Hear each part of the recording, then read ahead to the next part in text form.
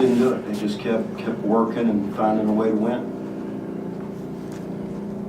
That 93-yard drive, though, I mean, sort of go through that. And, Well, I think, you know, we were probably trying to have Tanner sit too long in the pocket, you know, for a while. And I think when we got away from that and started getting off some quicker throws, I think that helped him.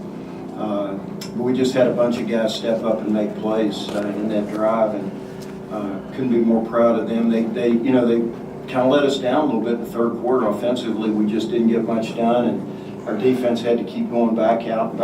And you know, I was really worried that our defense was gonna gas out. You know, best thing we did defensively in the second half was we held them to 2 field goals, and that was huge, making them kick the field goals.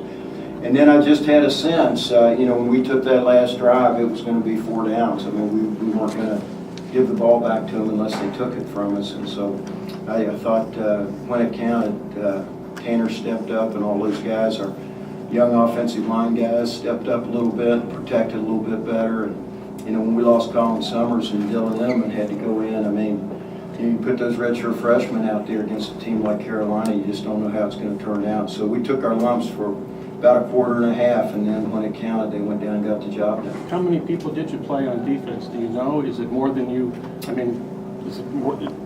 Yeah, we played. You know, we tried to play as many as we could. Rob, we're just not very deep. You know, we don't have a lot of depth, and we lost KJ out on the corner. That presented a lot of problems for us. Now we had to keep those 2 corners on the field all day, and then losing Nikita, you know, we had to play Tyler Harris, the true freshman at nose guard, the rest of the game, and I thought he fought hard and played you know, pretty good football. I think we really liked what he did, and you know, our tackles were kind of getting dinged from time to time, our defensive ends, and we were rolling Hassan and Chris Redding and Des Floyd, and you know, we're just not very deep, but they kept finding a way. Guys were putting putting duct tape on and going back, and so we found a way to get the job done. But you know, depth is a little bit of an issue for us, especially if we don't play together. When the offense kind of went flat, it really put our defense in a bind.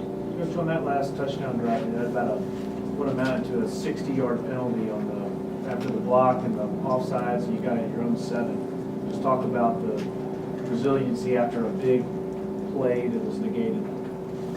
Yeah, you know, I think you know, throughout the course of the game, you get good breaks and bad breaks, and you know, I you know, just felt like throughout the game there was kind of a you know, boxing match. It was punch and counter punch, and I thought that it all balanced out in the end. You know, I'm disappointed that we haven't had as many penalties as we had. But at the same time, I thought both sides, you know, I was really concerned early in the game. I thought there was a lot of chippiness early, a lot of talking, a lot of pushing, a lot of shoving, and then I thought the officials did a nice job and got those guys calmed down. Jim, you guys went to Ragland a couple times on that last drive. What has he done to give you the confidence of putting in that situation and call it coming? Well, you know, Sherman showed us a lot of toughness because he had a compound dislocation of his little finger last week. Actually broke the skin. They had to put 12 stitches in his finger. He didn't practice the first couple of days this week because there was so much swelling, and he had his 2 fingers taped together, and he showed a lot of toughness because a lot of kids would have gone ahead and taken this week off, but he came back and made a couple of plays for us, and I think he did some good things blocking too. I think you know, he's one of those guys that you're really proud of, because a lot of times the redshirt freshmen don't show a lot of toughness, and I thought he went out there and really showed that he's a pretty tough guy. Would Nikita be the last guy you thought you could lose and still win a game?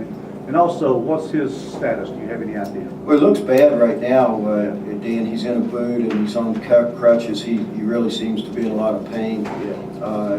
They x-rayed him and did not see anything on the initial x-ray as far as a break, but you know, ankles are funny. You know, some kids bounce back in a hurry and some kids don't. Of course, if he can bounce back, he will.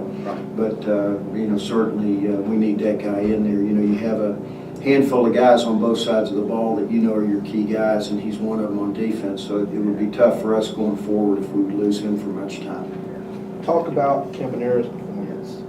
You came into the season knowing he was going to be Tanner's go-to guy, but he really showed that tonight. You know, the guy is amazing. I mean, how he gets open like he does is and I think our